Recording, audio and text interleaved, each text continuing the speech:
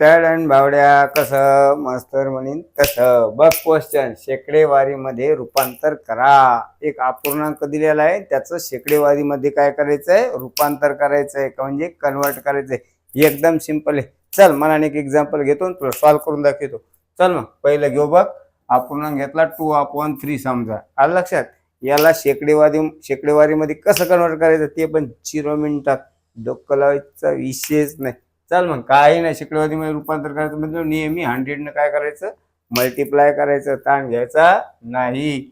मग काय येतं भाऊ, 200/3. काय येतं, 100 गुणिले 200, या दोघांचा मल्टिप्लाय करायचा. किती आहे, 200. 200/3 किती झालं रे, सिंपल आहे. 3 भागायचं. 3 1 3, 3 सक 18, खाली उरले 2, परत 3 सक 18, 20 झाले आहे का नाही.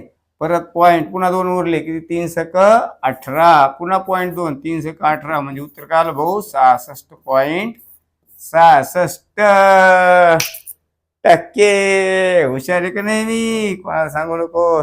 चल मग गपकन तू यासाठी किती देतो, 3/5. 3/5 याचे काय करशील, गपकन टक्के काढशील, गपकन कमेंट मध्ये फेकून हाणशील. बावड्या आणि तळे.